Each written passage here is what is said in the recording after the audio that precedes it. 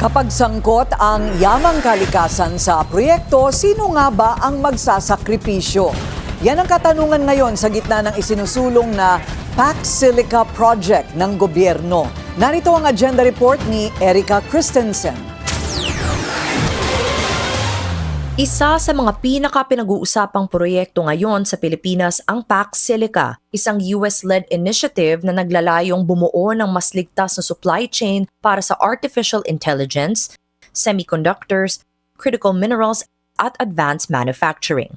Bahagi ng plano ang pagtatayo ng isang malaking AI at technology hub sa New Clark City, Tarlac na inaasahang maging sentro ng high-tech industry sa rehiyon. Ayon sa pamahalaan, malaki ang posibleng maidudulot nito sa ekonomiya. Inaasahang makaakit ito ng malalaking pamumuhunan mula sa mga dayuhang kumpanya, makalikha ng libo-libong high-value jobs at magbigay ng mas maraming pagkakataon sa mga Filipinong engineers, scientists at mga profesional sa larangan ng technology. Layunin din ito na mas mapalakas ang posisyon ng Pilipinas sa lumalaking AI industry sa mundo. Pero kasabay ng mga pangakong ito ang mga pag-aalala.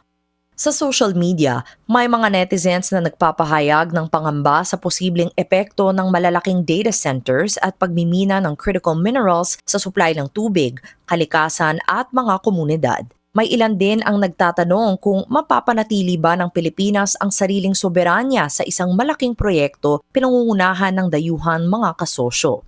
Bilang tugon, tiniyak ng Malacanang na hindi magpapatuloy ang proyekto ng walang mahigpit na pagsusuri. Sinisigurado po ang Pangulo na lahat ng po na gagawin ay naaayon sa batas at hindi po maaaring makasira ito ng ating environment o maka-displace man ng ating mga kababayan ng walang anumang kapalit. Ayon pa sa palasyo, kinumpirma rin ng National Water Resources Board na sapat ang mga pagkukunan ng tubig sa lugar at hindi ito inaasahang makakaapekto sa pangangailangan ng mga karatig na komunidad. Anila, magkakasamang magmomonitor ang NWRB, DENR at BCDA upang masigurong responsable ang paggamit sa likas na yaman. Magkakaroon po ng pag-aaral patungkol po sa environmental impact nito. So, sisiguraduhin nila na mayroong environmental impact statement and environmental management plan. At magkakaroon din po ng regulasyon sa pamamagitan po ng Environmental Management Bureau, multi-partite monitoring teams. Isa pa sa mga usaping lumutang ay ang posibleng pagkakaroon ng labis na impluwensya ng mga dayuhang kumpanya sa proyekto. Pero giit ng palasyo, hindi ito papayagan ng Pangulo. Sinabi naman din po ng Pangulo noon na we will not surrender even a square inch of our territory to any foreign power.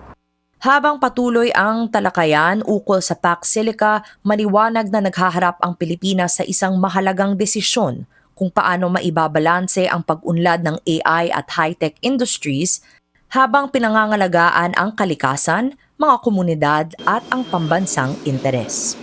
Para sa agenda, Erica Christensen, Bilyonaryo News Channel.